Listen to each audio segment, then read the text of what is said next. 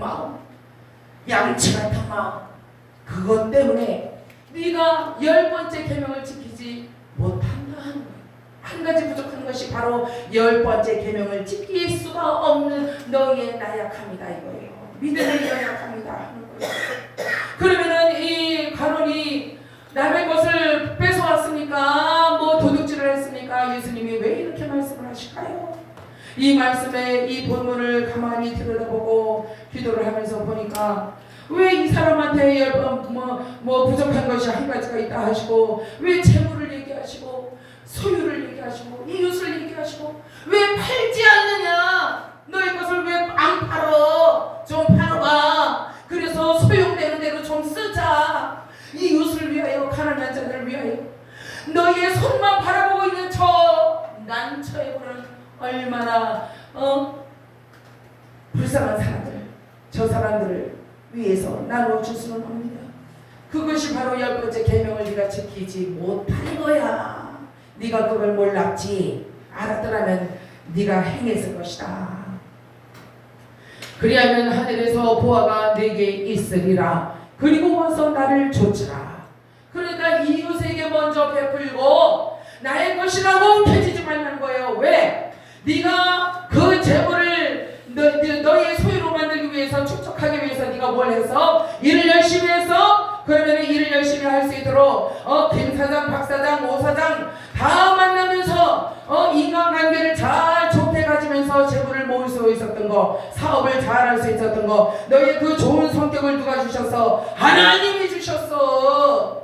그리고 너의 그 뒤에 다니면서 일할 수 있도록 건강 누가 주셔서? 하나님이 주셨어. 네가 날 때부터 건강했는 줄 아느냐? 네 어미가 너를 얻고 이 병원 저 병원으로 뛰어다니면서 너를 살려놨어. 오해하지만 착각하지 마라. 그러니까 너희 지금 가지고 있는 모든 재물은 다 누구 것이요?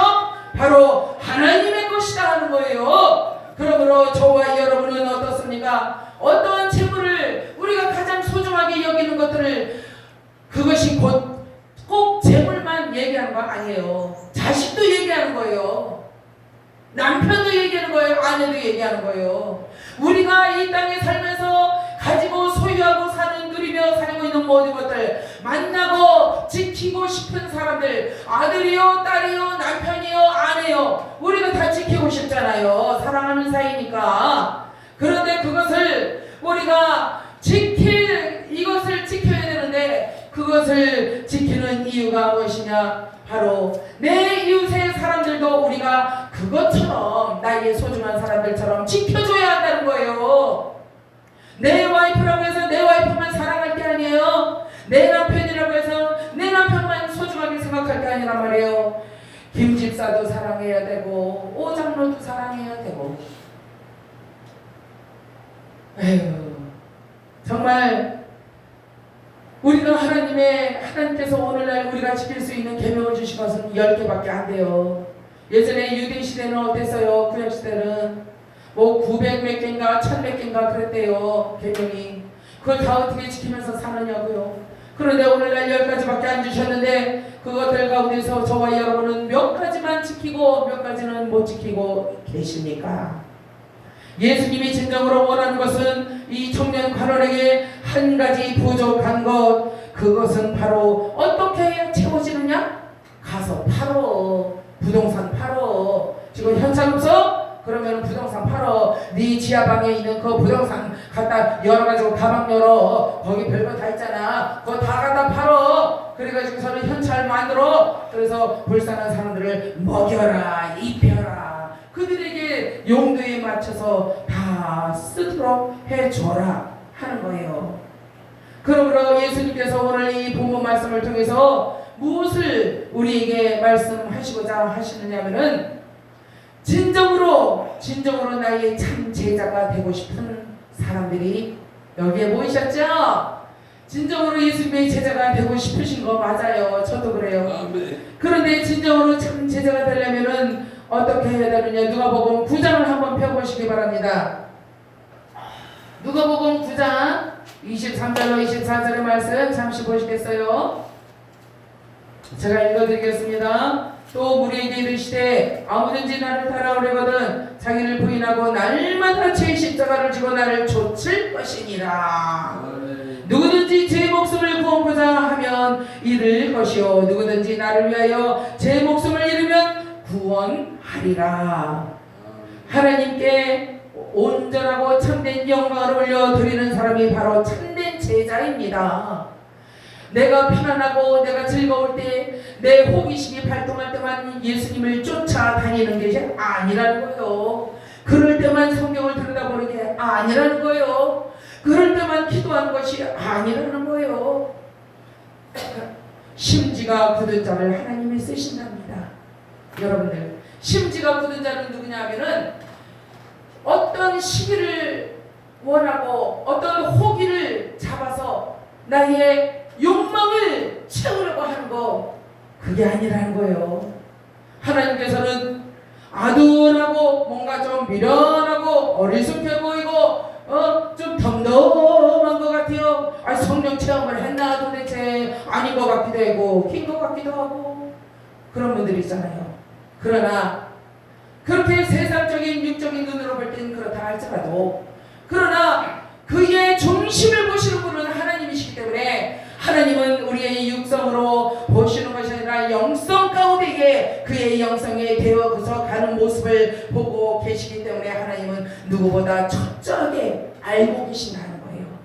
그래서 오늘 양진미 권사님의 중심도 하나님이 알고 계셔요. 우리 이명자 사모님의 중심도 알고 계셔요. 우리 이명자 사모님을 두 번째 이렇게 뵙지만은 그 얼굴이 얼마나 천사같이 밝은지요.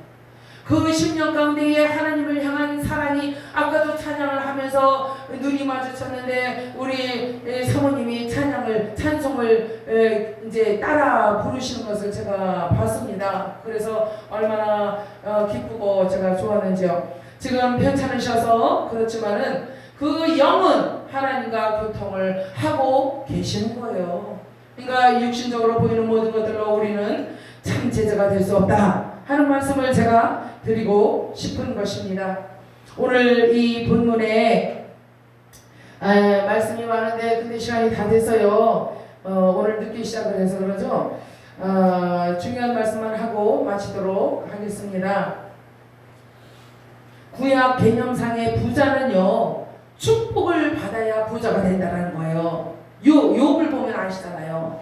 욥기 1장 10절에 보시면요, 너무나 어려운 가운데에 처음에는 축복을 받았죠. 그러나 너무나 어려운 가운데로 들어가지요. 사탄마귀가 시험을 하고 싶어해서 하나님이 허락을 하셨기 때문에. 그러나 나중에는 어떻게 됐어요? 다시 그 믿음의 존재를 지키는 모습을 보고 정말로 이 세상에서 저런 의인이 없다 하나님이 칭찬을 하시고 인정을 해주시면서 다시 어떻게 해요? 그 상처를 아물게 하시고 병을 고쳐주시고 그리고 자녀들을 더 많이 생산하고 더 많은 재물을 주셔서 얼마나 부자로 잘 살았습니까? 하나님을 잘 섬기면서. 구약 개념상의 부자는 축복을 받아야 부자가 된다 하는 그런 말씀이에요. 그런데 이제 18절에 보니까, 오늘 본문 18절에 보니까 뭐라 그래요? 영생을 내가 얻기로 원해. 내가 가진 게 많어. 내가 부족한 게 없어. 내 돈이면 뭐든지 다 사드려. 종도 사드리고 짐승도 사드리고 다 사드려. 그런데 한 가지 내가 사지 못하는 게 있어. 이 청년가론이. 그게 뭐예요? 영생이라는 거예요. 영생. 이 영생을 어떻게 하면 내가 소유를 할 수 있겠나니까 하는 거야. 아이고 얼마나 시건방진 질문입니까? 그러니까 아둔한 거예요. 영적으로 아둔한 사람들은 육성이 발달했기 때문에 아둔한 겁니다. 그 육성이 발달된 사람들은 뭐든지 육적으로 계산을 해. 뭐든지 생각을 해. 그런데 우리의 이 세대가리 같은 인생들의 이 계산법보다 더 뛰어난 계산법이 있는데 그게 누구의 계산법이에요?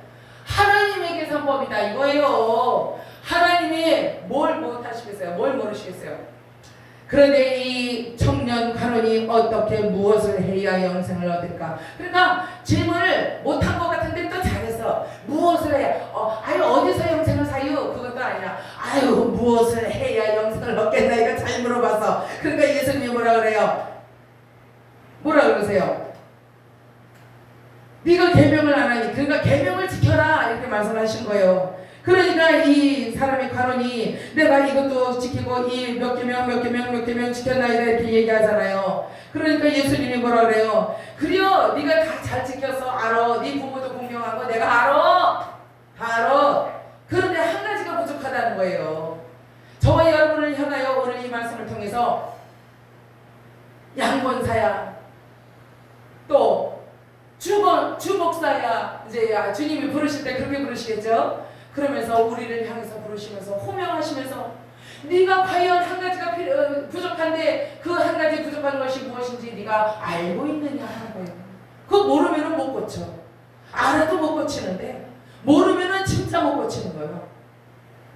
나에게 부족한 것이 무엇이냐, 무엇을 할 때 예수님의 참 제자가 되어 하나님께 영광을 올려드리는 삶을 살려고 할 때에 내게 무엇이 부족하여 그 부족한 것이 무엇인가를 깨달아 그것을 해결할 수만 있다면 저와 여러분은 지키지 못했던 계명을 지킬 수가 있게 됩니다. 우리의 발목에 걸려버렸던 그 계명을 우리가 지킬 수가 있게 된다는 거예요. 아유, 그거는 너무 어려워요. 어떻게 남을 도와줘요. 나도 없는데 나 먹고 쓸 것도 없어요. 아니, 내 옆에 하나님이 아시잖아요. 그러니까 나 안 나눠주고 나 안 도와줘도 남들 도와주잖아도 그거 내 죄 아니에요. 아버지 죄예요.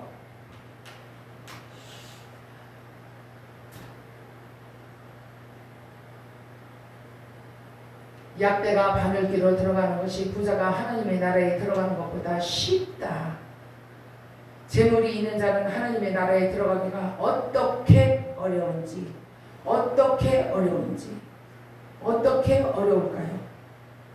진짜 어려울 거예요. 하나님의 계명을 지키지 아니하며 내가 신앙인이다, 내가 장로다, 목사다, 내가 권사다, 집사다 자처하면서 자타가 공인을 하잖아요. 또 그런데 어떻게 어려운지가 저와 여러분의 모든 직분을 망라하고 다 타당성이 있다는 거예요. 어떻게 어려운지, 하나님의 말씀대로 살기가 어떻게 어려운지, 1계명 지키기가 10계명 지키기가 얼마나 어려운지, 영생으로 들어가기 위해서 이것을 지켜야 되는데 이것을 지키기가 어떻게 어려운지, 약대가 바늘귀로 들어가는 것이 부자가 하나님의 나라에 들어가는 것보다 쉽다. 오히려 쉬울 것이다. 이렇게 말씀하신 거죠. 예루살렘 성 입구에 있는 바늘귀라는 그 문이 있잖아요. 작은 문. 그 문을 얘기하는 거예요. 바늘귀가. 우리가 쓰는 바늘귀가 아니라 바느질할 때 쓰는 귀가 아니에요. 바늘귀 그 문을 통과하려면은 이고지고 했던 모든 것 낙타 위에 올려놓고 싣고 갔던 그 금은보와 모든 중요한 것들을 다 일일이 그 밧줄을 풀어서 다 내려놔야 된다는 거예요. 다 내려놔야 돼요. 왜? 바늘귀 그 문 안에 그 문 사이즈에 맞아야 들여보낼 수가 있다라는 거예요. 그러니 뭐 낙타로 뭐 수십 마리 낙타에다 실었던 것들 재물이 얼마나 많아 부자들이 그거 다 내려놔요. 상인들이 부자 돈 벌러 나갔다가 돈 많이 벌어오고 또 물건들을 많이 또 새로 사와서 이 상인들이 장사하려고 그것들 다 내려놔야 된다.